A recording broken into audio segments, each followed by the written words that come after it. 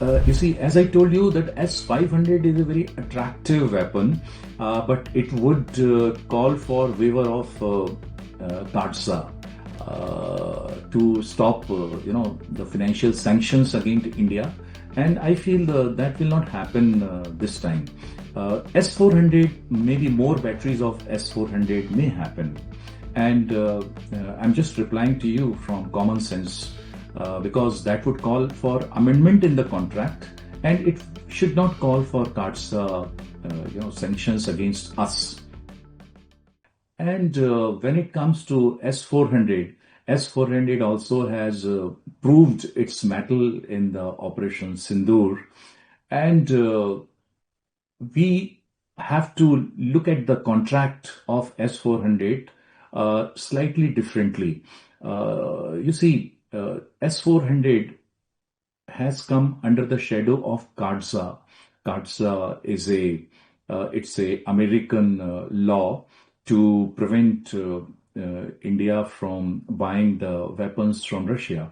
So, but in case of S-400, we already have a contract for which caatsa waiver is available.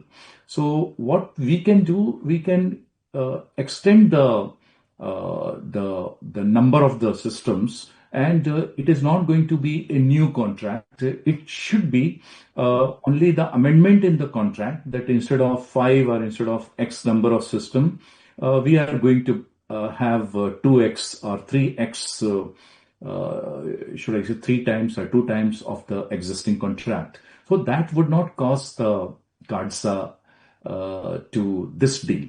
That's what I feel. You see, as I told you, that S-500 is a very attractive weapon, but it would call for waiver of caatsa to stop, the financial sanctions against India, and I feel that will not happen this time. S-400, maybe more batteries of S-400 may happen, and I'm just replying to you from common sense. Because that would call for amendment in the contract, and it should not call for caatsa, sanctions against us. And regarding the Sukhoi 57, the aircraft is, it's one of the finest aircraft in the world, and we have been having a discussion with Russians. So let us see what happens. But what I feel, in my view, S-57 will not happen immediately, although the proposal may be there. It may take few years. We will have to wait for the end of the conflict between Russia and Ukraine, and there has to be some agreement.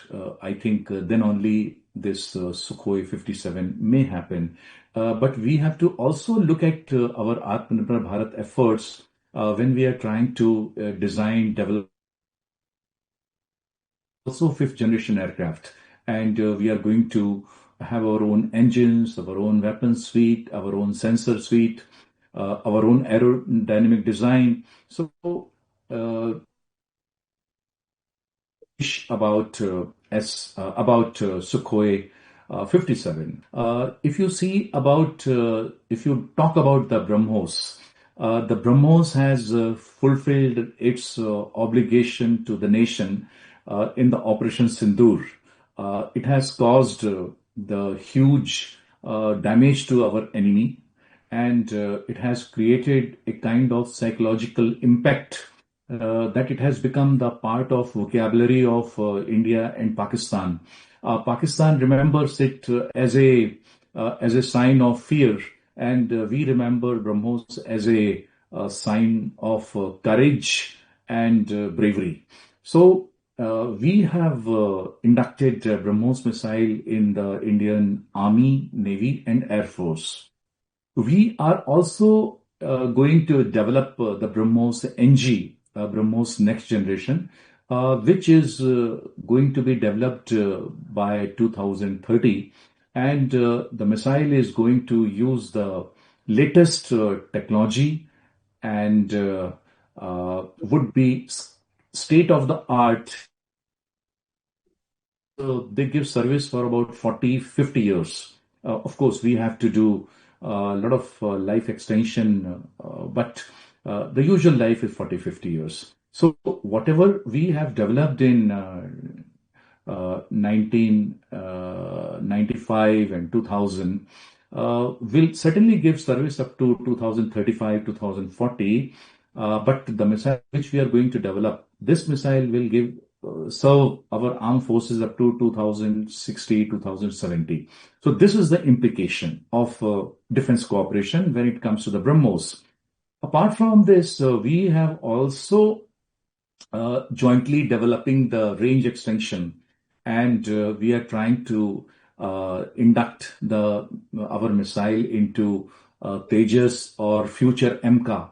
So they also would be playing a major role.